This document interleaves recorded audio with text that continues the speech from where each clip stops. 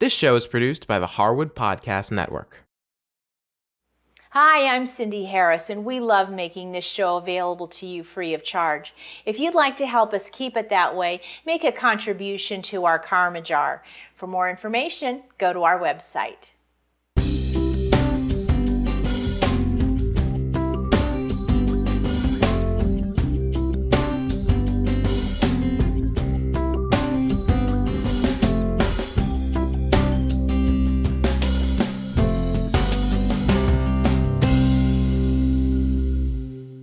Today I've baked a batch of these delicious chocolate mint cupcakes. Recently I'd been getting emails from viewers asking if I could show how to make a cupcake like this, so here it is. In fact, if you want to follow along with the recipe while I'm showing you how to bake them, you can just scan the QR code here on the screen with your smartphone and the recipe will come right up.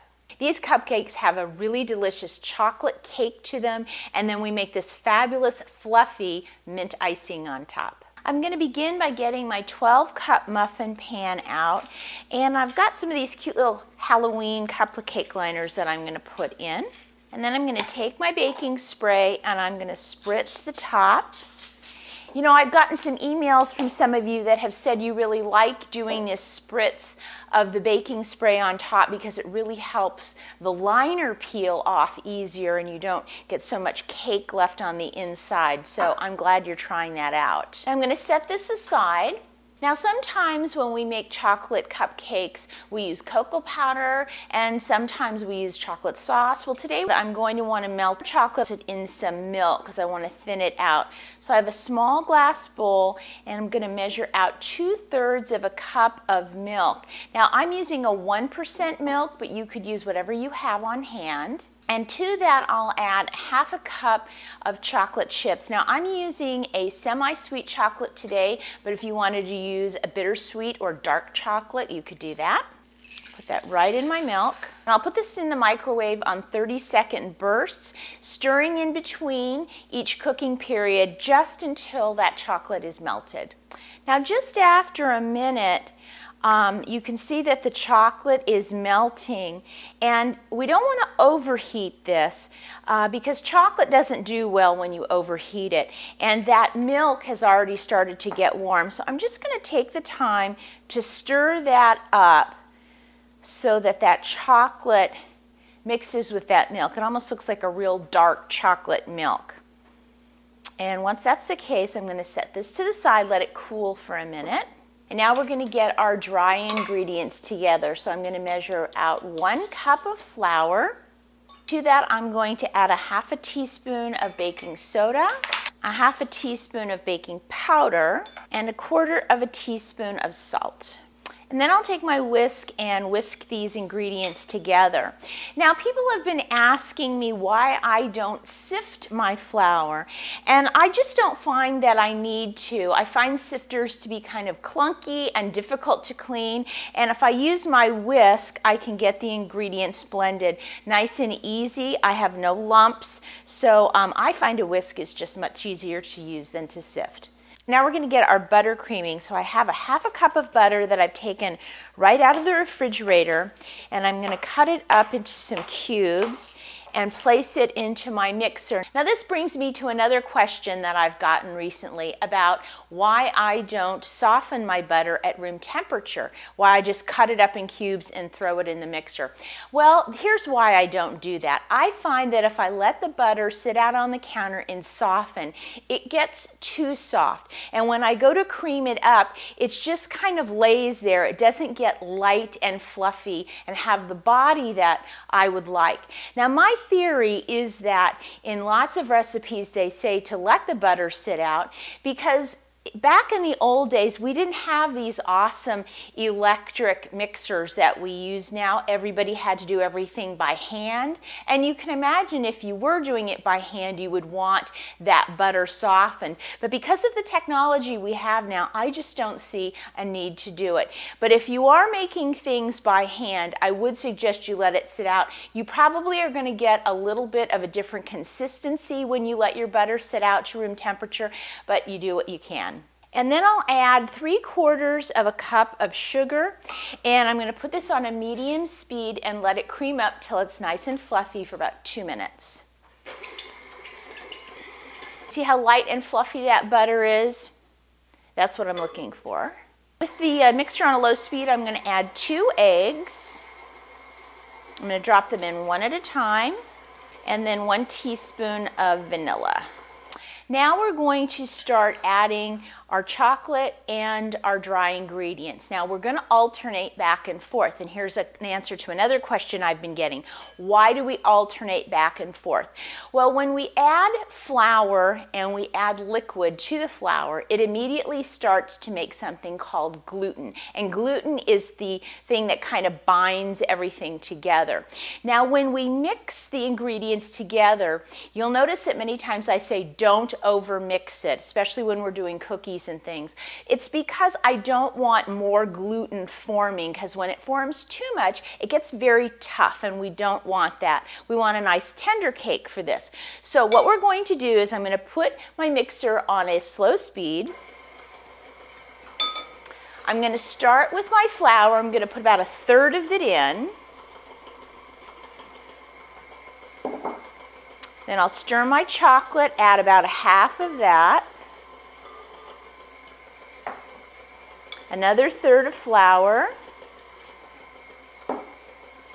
The rest of the chocolate, making sure to get any bits that are at the bottom. And then the rest of the flour.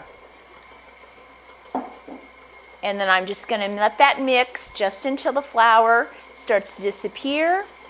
And that's it. Now you can imagine if I had taken all the flour and put it in, the batter would have gotten very thick, and then I would have put the chocolate in to try to thin it out. It would have had to mix a lot longer than just the few seconds that it took there. But I do want to take a moment and scrape down my beater and the sides of my bowl. Sometimes some of that butter has gotten stuck to the beater, some flour on the sides of the bowl, and we do want to make sure that's all well mixed. Just going to give that another little spin. And that's it. Now I'm going to take my large cookie scoop. I'm going to fill it about 3/4 full, and I'm going to divide this batter up into my 12 cupcake wells. And then do go back and make sure that everything is filled about the same amount. That way they'll bake evenly in the oven. And then when all is said and done, these are filled about 2/3 of the way full.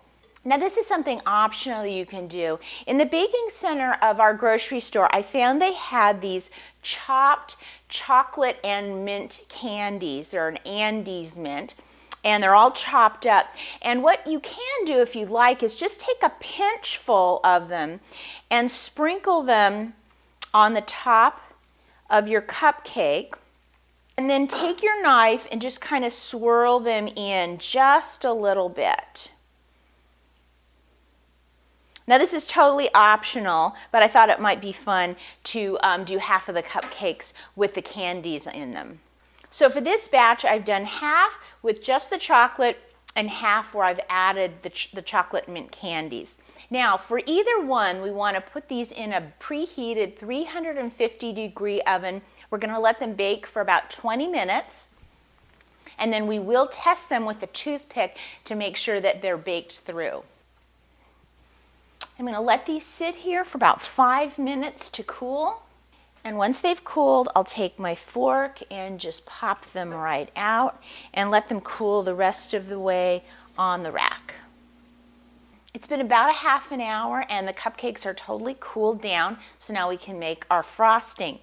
So right out of the refrigerator, I have a 1/2 cup of butter that I'm going to cut into cubes, and then I'm using my whisk attachment on my KitchenAid. I'm going to put the butter in, and I'm going to let that start creaming for about a minute or so. And once that starts to cream up a little bit, I have 4 cups of powdered sugar. I've not sifted it. I'm going to put that in the bowl. Now again, I don't have to sift this powdered sugar because when I use my whisk attachment, I find it gets all of the lumps out. Now, if you're using a hand mixer or you find that your powdered sugar is very, very lumpy, you may want to sift it, but I'm going to leave that up to you. Now you can add between 1/4 teaspoon and 1/2 teaspoon of mint extract, depending on how minty you want your frosting to be. And I'm going to start drizzling in 1/4 cup of milk. Now as the icing is whisking, if you feel you need a few more dribbles of milk, go ahead and put that in. Remember, when you're making icing, it's a combination of the dry and the liquid, and sometimes the humidity in your air can make a difference. So that's why you just want to add your liquid carefully, but if you find that the icing is still too thick, you can thin it out with just a dribble of milk. And then I'm going to let this whisk for about 2 minutes till it's nice and fluffy.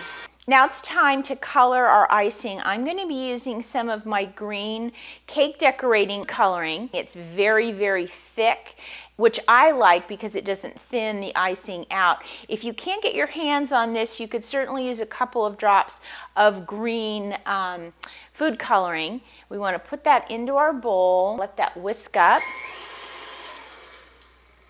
Now this is looking like a nice green color. Now you're going to find that when you're using your mixer to mix in your coloring, it's not going to get the job completely done.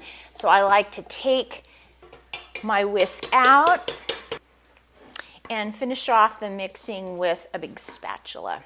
And I've loaded my piping bag with the icing, fitted it with a large open round tip. And do remember, if you don't know much about cake decorating and would like to know a little bit more of the basics, check out my Cake Decorating 101 cooking school video. It's only 99 cents. It'll give you a lot of really good tips so that you can frost cupcakes and things easily. So I'm going to start, just going to do a nice big circle of icing on each cupcake.